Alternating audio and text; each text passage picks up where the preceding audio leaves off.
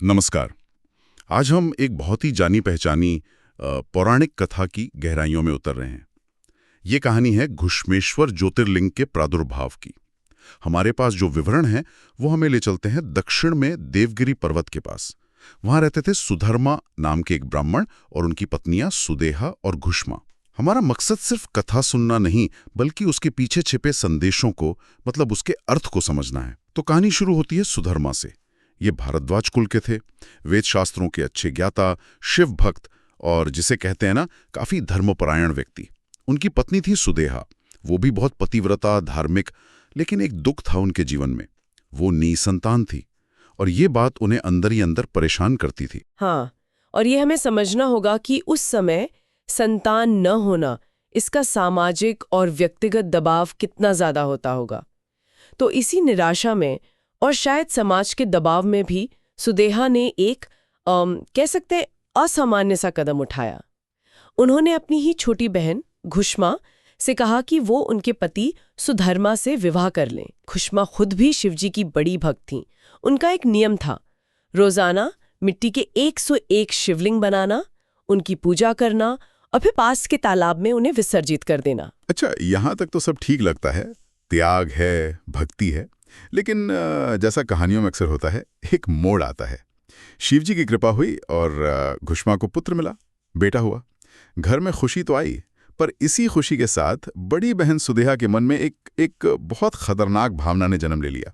वो थी ईर्ष्या। और ये ईर्ष्या मतलब इतनी बढ़ गई कि उसने सुदेहा की सोचने समझने की शक्ति पे पर्दा डाल दिया। जरा सोचिए, जो बहन अपनी बहन के लिए अपना पति तक साझा करने को तैयार थी, वही अब अपनी बहन के बेटे से, नवजात भांजे से जलने लगी। और फिर एक रात उसने एक बहुत ही भयानक कदम उठा लिया। हाँ, ये हिस्सा बड़ा विचलित करने वाला है। उसने सोते हुए घुश्मा के बेटे की हत्या कर दी और उसके शरीर के टुकड़े करके उसी तालाब में फेंक दिए जहां घुश्मा रोज शिवलिंग विसर्जित करती थी। प्रशारद इसके बाद जो हुआ वो और भी ज्यादा चौंकाने वाला है। बिल्कुल, यहाँ घुश्मा की प्रतिक्रिया देखने लायक है। इस पर ध्यान देना बहुत जरूरी है। सुबह जब ये बात पता चली कि बेटा नहीं है, मार दिया गया है, घर में बहू ने रोना पीटना शुरू कर दिया। तब भी घुश्मा अपने रोज के शिव पूजन से नहीं हटी। वो विचलित नहीं हुई। उन्होंने बस इतना ही सोचा मन में कि जिन्होंने ये पुत्र दिया था वे ही इसकी रक्षा करेंगे।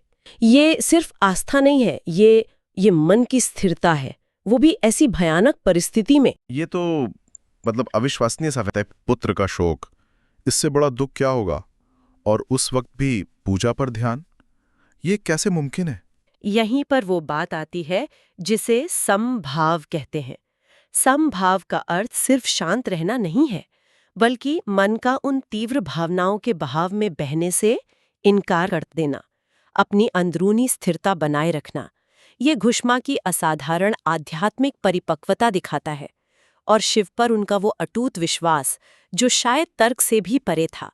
उनके लिए शायद ईश्वर की इच्छा सबसे ऊपर थी, अपने व्यक्तिगत नुकसान से भी ज्यादा। और फिर वो चमत्कार हुआ जिसकी हम बात कर रहे थे। पूजा के बाद जब घुश्मा तालाब पर गईं शिवलिंग विसर्जन के लिए, तो लौटते समय क्या देखती हैं कि उनका बेटा तालाब के किनारे खड़ा है, जीवित। और दिलचस्प बात यह भी है कि बेटे को जिंदा पाकर भी उन्हें कोई बहुत ज्यादा खुशी नहीं हुई, ना ही पहले कोई गहरा दुख था। वो शांत रहीं। हाँ बिल्कुल, ये संभाव का ही प्रमाण है। फिर भगवान शिव खुद प्रकट हुए। वो घुश्मा की इस अडिग भक्ति और इस संभाव से बहुत प्रसन्न थे। उन्होंने घुश्मा से वरदान मांगने को कहा और साथ ही ये भी कहा कि वो सुदेहा को उसके इस भयानक काम के लिए सजा देना चाहते हैं। लेकिन यहाँ कहानी फिर एक अनएक्सपेक्टेड मोड़ लेती है ना। घुश्मा ने शिवजी से क्या मांगा? अपनी बहन के लिए सजा नहीं मांगी, बल्कि क्षमा मांगी। उन्होंने कहा, प्रभु, अगर आप प्रसन्न हैं तो मेरी उस बेचारी बहन को माफ कर दें। उसी के कारण तो आपके दर्शन हुए मुझे। तो बुरा करने वाले का भी भला ही करना है। ये बिंदु, ये इस कथा का सार है। घुश्मा का ये क्षमा का भाव देखिए, अद्भुत है। ये दिखाता है कि सच्ची भक्ति सिर्फ पूजा पाठ या कर्मकांड तक सीमित नहीं है, बल्कि करुणा और क्षमा जैसे गुणों को अपने अंदर उतारना है, खासकर उनके लिए जिन्होंने आपको सबसे गहरी चोट पहुंचाई हो। ये सामान्य मानवीय स्वभाव के तो बिल्कुल विपरीत है। और भगवान शिव इस क्षमा भाव से और भी ज्यादा प्रसन्न हुए। उन्होंने घुष्मा को वरदान दिया कि वो हमेशा घुष्मेश्वर ज्योतिर्लिंग के रूप में उसी जगह पर रहेंगे और उन्हीं के नाम से पूजे जाएंगे। उस तालाब का नाम शिवालय पड़ गया और वो मनोकामना पूरी करने वाला तीर्थ बन गया।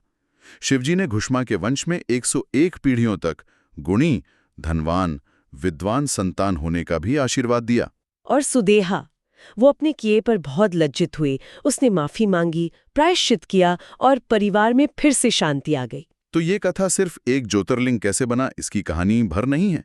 ये हमें अटूट विश्वास की शक्ति सिखाती है। भयानक मुश्किल में भी समभाव कैसे रखें ये बताती है। क्षमा का अद्भुत प्रभाव क्या होता है और ईश्वर अपने भक्तों से कितना प्रेम करते हैं, भक्त वत्सलता जिसे कहते हैं, इन सब के बारे में गहरे सबक देती है।